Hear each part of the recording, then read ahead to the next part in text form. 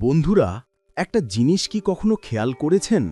আমরা নিজেদের নিয়ে, নিজেদের পরিকল্পনা নিয়ে বা নিজেদের ভাবনা নিয়ে কত বেশি কথা বলি। আমরা সব সময় যেন প্রমাণ করতে চাই যে আমরা সব জানি। কিন্তু একবার ভাবুন তো, শেষ কবে আপনি কারোর কথা মন দিয়ে শুনেছেন? শেষ কবে আপনি চুপ থেকেছেন আর চারপাশের জগৎটাকে মনোযোগ দিয়ে দেখেছেন? আমি বাজি ধরে বলতে পারি, জীবনের সবচেয়ে বড় বড় শিক্ষাগুলো লুকিয়ে থাকে ওই নীরবতার ভেতরেই। আজ আমি এমন একটা গল্প বলবো যা আপনাকে শেখাবে কেন জীবনযুদ্ধে জেতার জন্য সবার আগে চুপ থাক শিখুন। নীরবতার সেই আসল ক্ষমতাটা কি তা জানলে আপনি অবাক হয়ে যাবেন। চলুন শুরু করা যাক।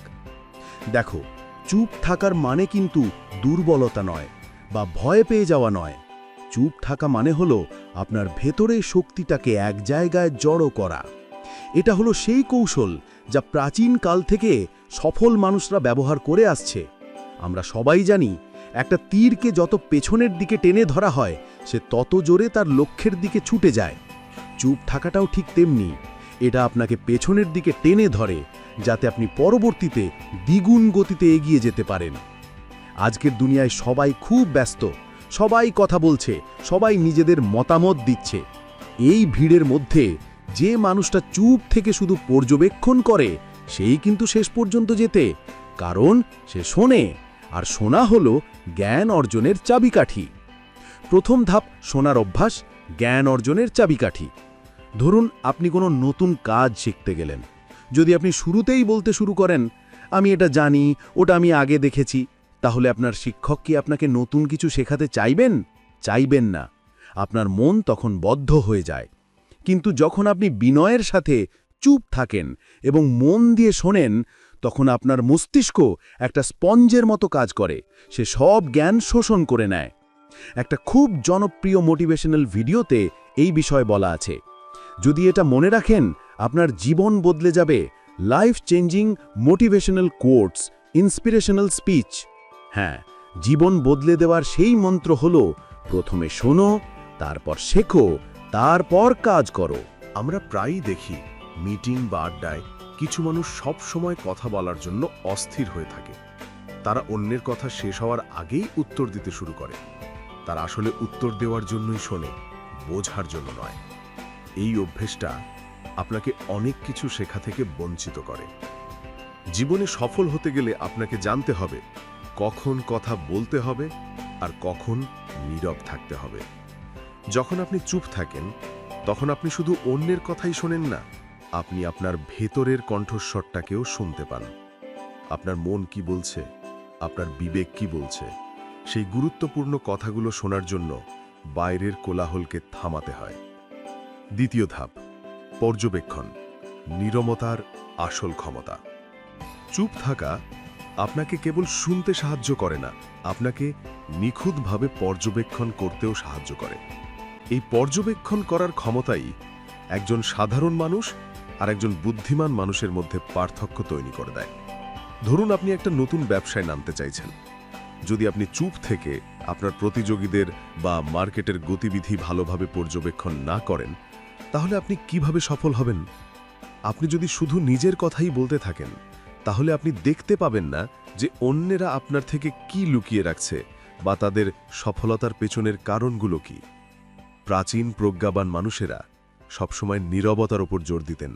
তারা জানতেন, চোখ আর কান খোলা রাখলে পৃথিবী আপনাকে অজস্র শিক্ষা দেবে, কিন্তু মুখ খোলা রাখলে সেই শিক্ষাগুলো আর আপনার কাছে পৌঁছবে না। আমাদের জীবনে অনেক সম্পর্ক নষ্ট হয়ে যায় শুধু এই কারণে যে আমরা ধৈর্য ধরে চুপ থেকে অন্য মানুষটার দৃষ্টিভঙ্গি বোঝার চেষ্টা করি না। আমরা শুধু আমাদের দিকটা প্রমাণ করতে চাই। একবার যদি আপনি আপনার সঙ্গীর কথা মন দিয়ে শোনেন, যদি তার ভেতরের কষ্টটা চুপ থেকে অনুভব করেন, তাহলে দেখবেন আপনার সম্পর্ক অনেক গভীর এবং সুন্দর হয়ে উঠবে। এই নীরব সহমর্মিতাই সবচেয়ে বড় ক্ষমতা। তৃতীয় ধাপ, কাজের প্রতি মনোযোগ, নীরব প্রস্তুতি। পৃথিবীতে যত বড় বড় কাজ হয়েছে সেগুলোর প্রস্তুতি কিন্তু নীরবতাতেই হয়েছে। একজন ছাত্র যখন পরীক্ষার জন্য প্রস্তুতি নেয়, সে কি চিৎকার করে তার বই পড়ে? না, সে একা থাকে, চুপ থাকে, মনোযোগ দিয়ে পড়ে। একজন বিজ্ঞানী যখন কোনো আবিষ্কার করেন, তখন কি তিনি সারাদিন জনসম্মুখে থাকেন? না, তিনি ল্যাবের ভেতরে নীরবতা বজায় রাখেন।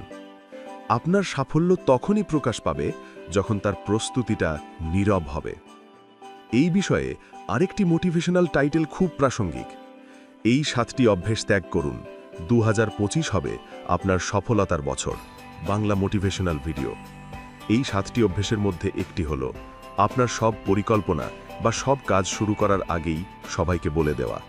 যখন আপনি আপনার লক্ষ্যের কথা সবাইকে বলতে শুরু করেন, তখন দুটো সমস্যা হয়।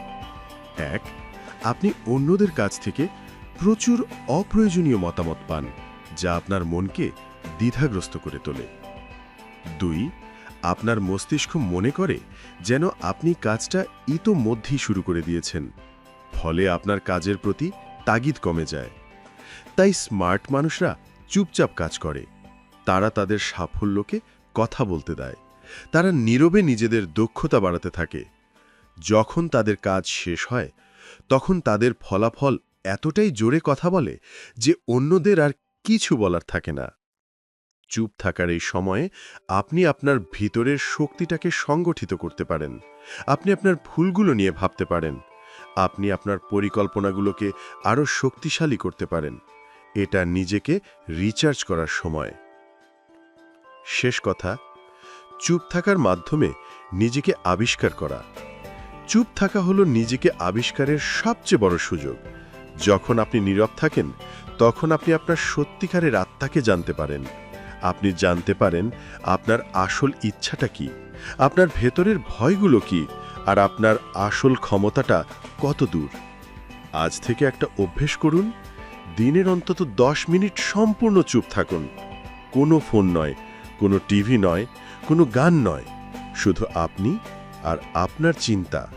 দেখবেন এই সামান্য নীরবতা আপনার জীবনকে কিভাবে নতুন করে সাজিয়ে তুলছে। আপনার চিন্তাগুলো স্পষ্ট হবে, আপনার সিদ্ধান্তগুলো আরও দৃঢ় হবে, এবং আপনার জীবন পথে আপনি আরও সহজে এগিয়ে যেতে পারবেন।